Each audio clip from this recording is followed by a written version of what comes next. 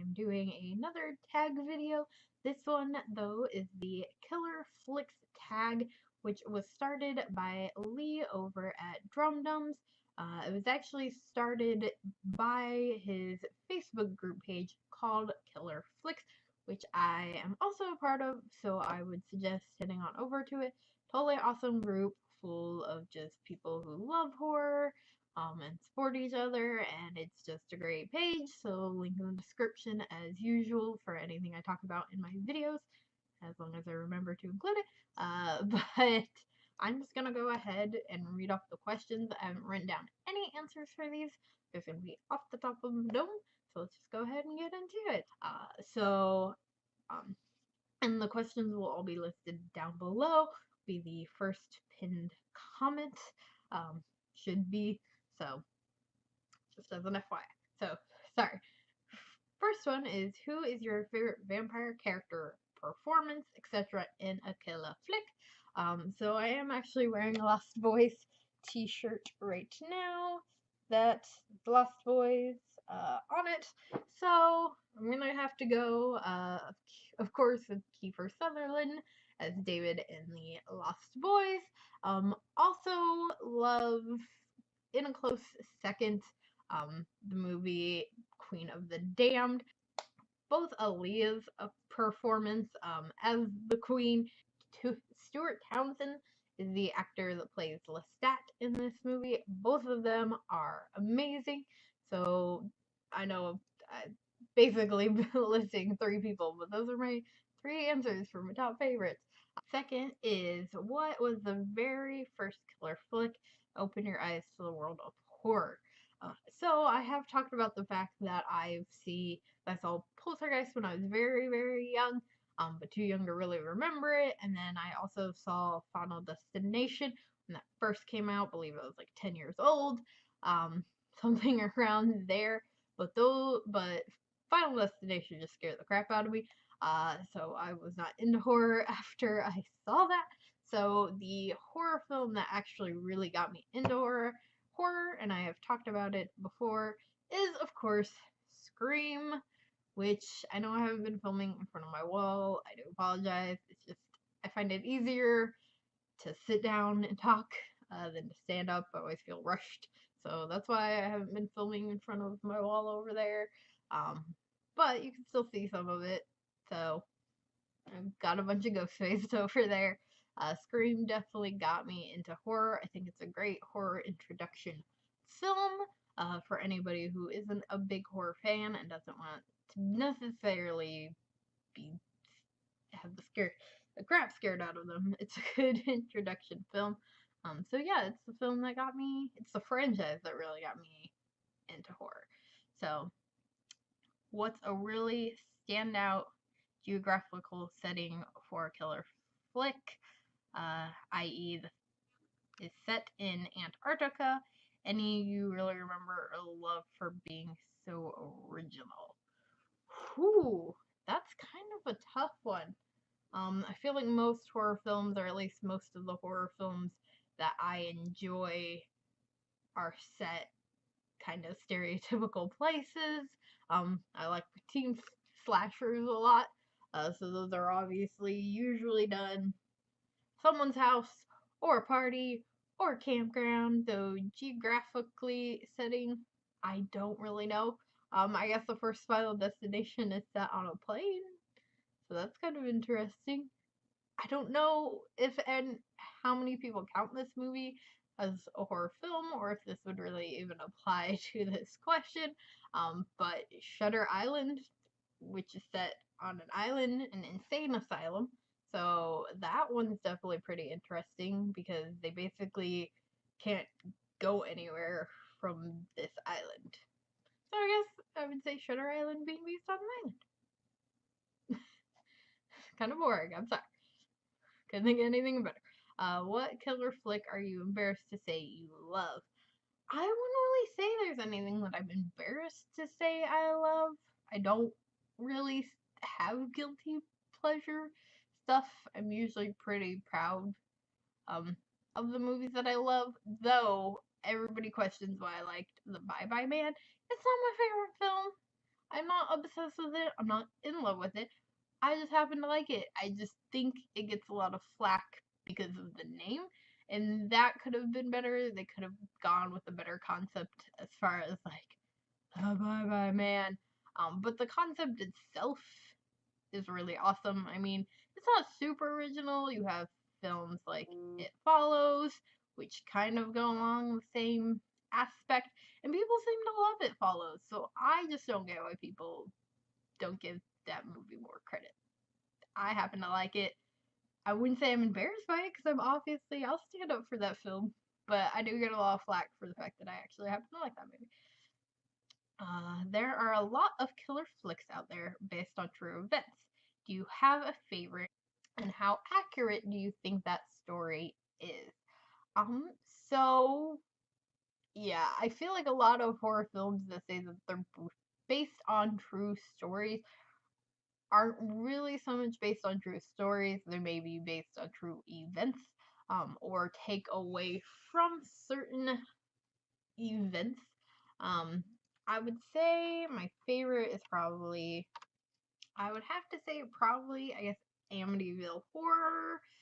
That's a really good one. A Nightmare on Elm Street, I believe, is kind of technically could count. I know Wes Craven was inspired by stories they heard of people who were dying in their sleep with no explanation as to why. So technically, you could count Nightmare on Elm Street. But for this one, I think I am probably gonna go with the Amityville Horror. Number 6 is, what director would you like to see crossover franchises make a killer flick? Example, Rob Zombie doing a Friday the 13th. Please no. I'm sorry. I like Rob Zombie as a dude. I like his music. Actually, I really like his music. I think I have mad respect for the fact that he clearly is someone who loves horror and really appreciates the franchise. However, I am not a fan of his films, whether it's remakes or originals. Yes, that's including The Devil's Reject and House of a Thousand Corpses. Just not into it. They just don't do it for me. Sorry, Rob Zombie. I do love you. I just don't like your films. So please, no. But um, I was thinking about this the other day because I was thinking about if they ever did a Scream 5, who I would want to direct it. And honestly, I think I would want somebody who is a seasoned horror director. I actually think maybe having John Carpenter directed could be interesting. I don't know what his relationship with Wes Craven was like. I don't know if they knew each other or even really had much of a relationship at all. So if they didn't like each other, maybe not. But if they were on good standing, I think he could do a really good job of continuing the Scream franchise. Um, but I really don't know. Maybe anyone who has directed like the Final Destination films, or even like Jim Gillespie, I think is how you pronounce his last name, who did the I Know What You Did Last Summer franchise. Maybe I would like it to either be somebody who is like a seasoned horror director, or somebody who has done like teen slasher films. Just somebody who's kind of familiar with the franchise, or even having somebody who's been involved. Maybe somebody, a writer who could turn director, or even somebody like producer turned director. Maybe even F. Campbell. I mean, she wouldn't be switching franchises. I could go and do a whole thing. Maybe I'll do a whole nother video on that. But I think maybe like John Carpenter doing a Scream film would be kind of cool. Who knows? I don't think it'll happen, but it would be. I think it would be kind of cool if they were gonna do a 5th one. That would be my pick. What killer flick movie was the toughest to watch? So anybody here who has seen The Girls Next Door, I believe is what it's called, not the comedy, that's The Girl Next Door. This is The Girls Next Door. It is hard fucking movie to watch. I saw it once, me, my sister, and her now husband. watched it years ago. We were just going through Netflix trying to find something to watch. Like, this looks interesting. Watched it, never again. Only ever watched it once.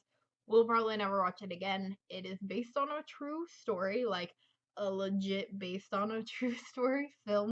And I did not pick it as my favorite because it's so horrible and hard to watch.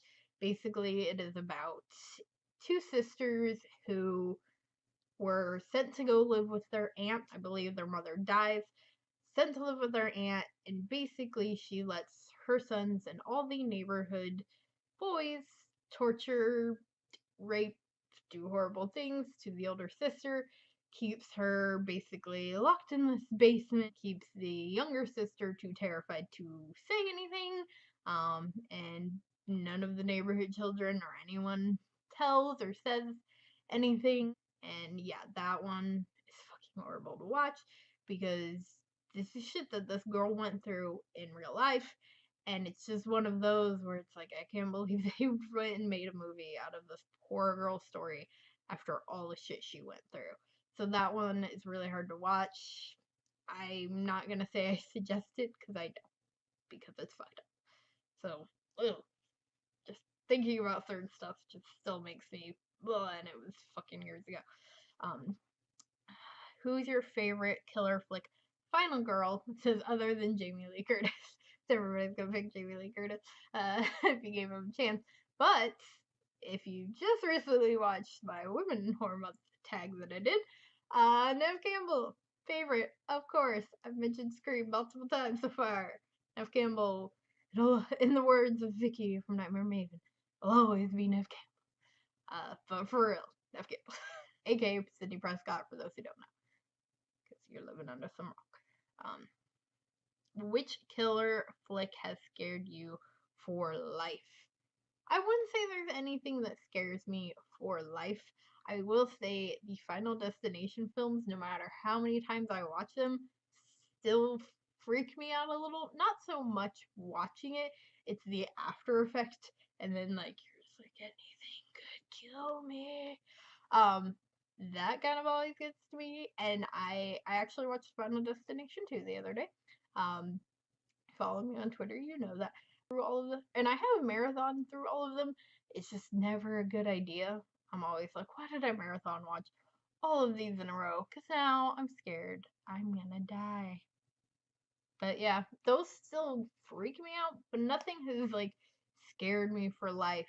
I mean, I mentioned this, the girls next door hasn't scared me for life. It's just a gross film that I don't want to see again. So I wouldn't say there's anything that I can think of that's like scared me for life. Could never watch it again because it's scary. So, what killer flick has the most killer soundtrack? So obviously I'm biased in loving the Scream soundtracks. They're always fun. There's always a Nick Cave and the Bad Seed song on there. Red Right Hand is like the unofficial theme song for the Scream films. And I fucking love Nick Cave and Bad Seed. If you like horror music and you don't know who he is, seriously suggest you check him out. I know I keep rambling on all my answers, but he is fantastic. But a killer soundtrack. Yeah, I guess I'm just gonna go with the Scream franchises. I think they always have a good soundtrack. What is the single greatest kill in a killer flick? Ooh, man, that's hard. There's so many options. I'm trying to think of what my favorite kill. I've done like a list of my favorite kills for specific movies. Um, but I have a hard time picking just one. I guess Johnny Depp being sucked into his bed and then his little guts spewing everywhere in A Nightmare on Elm Street. I know there's probably gonna be people that are like, oh, generic pick, but I think that kill is awesome. I love all the overuse of blood. I love that kill. I could watch Johnny Depp die a bunch of times. Sorry for anybody that's still supporting Johnny Depp. I am not, clearly. So I could watch him die a couple times. so that'll be my pick. What do you think is the best performance in a killer flick? Jamie Lee Curtis in anything.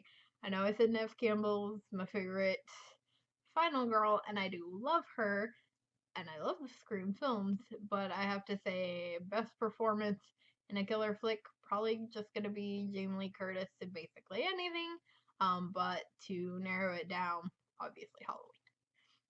What killer flick horror location would you like to visit?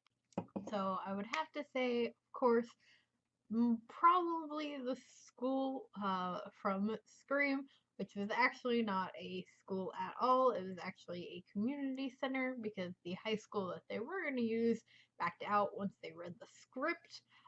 So I would have to say probably that one, or the high school from Buffy the Vampire Slayer as well. That would be pretty cool. I believe that one is actually used in other films as well. If you guys know, leave it in the comments below. Kind of random. But yeah, I guess the community center that was used as a high school for Scream. Or even Sydney's house, or the house from Nightmare on Elm Street. There's so many options. I'm gonna go with high school from Scream. Okay, and the last question are there any killers from a killer flick that you sympathize with? Yeah, of course. I feel like there's always going to be people kind of sympathize with Carrie from Carrie because she's bullied, and I know how that feels, and that sucks. And I'm pretty sure if I had been in high school and had supernatural powers, maybe probably would have ended up doing the same thing. It's horrible to say, but you're a teenager. You can't always control your emotions. And then, like I mentioned in my Women of Horror tag, probably Jennifer from Jennifer's Body, because again, not her fault. She was put into this place. Probably Sydney's brother a little bit in Scream 3. I know, another film people give me a hard time about the fact that I really like that one. I really do. Don't care.